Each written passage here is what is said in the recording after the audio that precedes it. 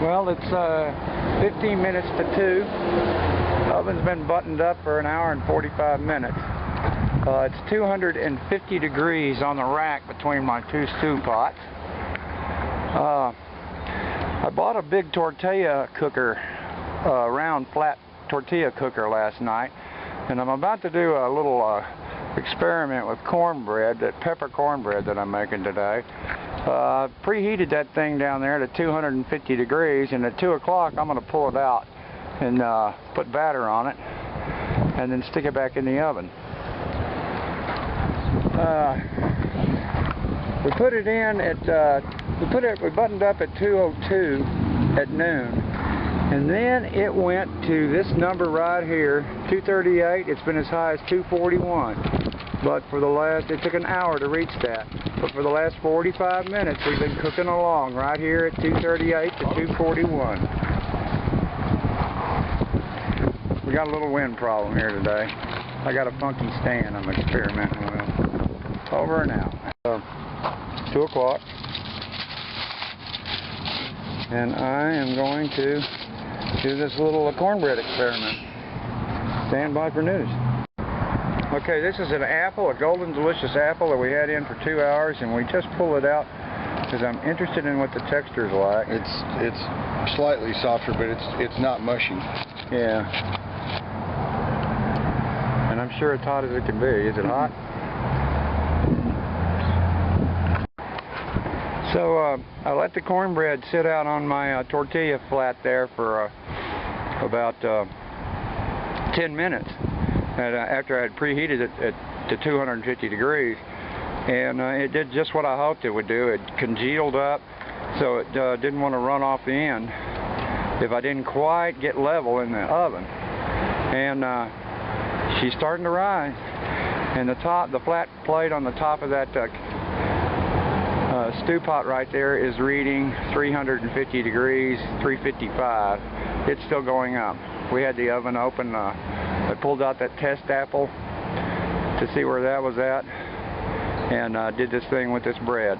So I'll let this bread cook. I'm getting a better idea of what the bread should look like when it's fully cooked. So, but this is pepper cornbread. Okay, it's coming up on 3:15 in the afternoon, and something interesting has happened in the last 25 minutes. The thermometers in the inside of the oven here have started to move on up. They were coasting along. The one on the rack down below was at 250. The one up above on the top of the pot was at 350. And about 25 minutes ago, both of them started to move in tandem. And the one on the top is reading about 390 degrees, and the one on the bottom is 290. And the bread has been cooking for about an hour and 5 minutes, and it is absolutely beautiful looking. I think another half hour, and I'm going to pull that bread out. I just pulled the bread out.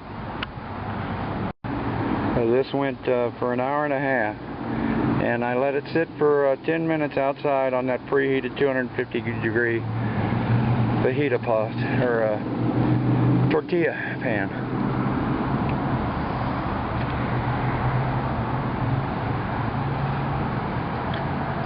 And this cornbread is done.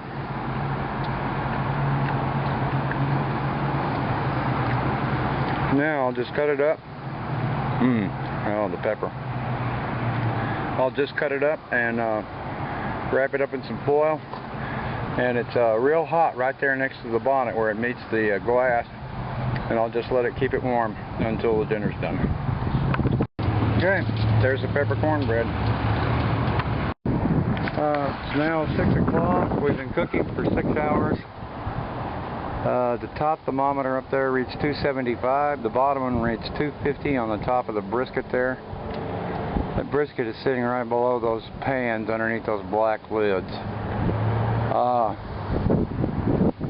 Those temperatures right there have been running along for the last 2 hours. I pulled the bread out, the second batch of bread. It was too thin.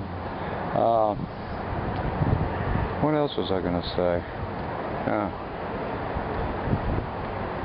So the brisket's been at 230 degrees for 5 hours, and I'm going to leave it in there as long as I got sunlight.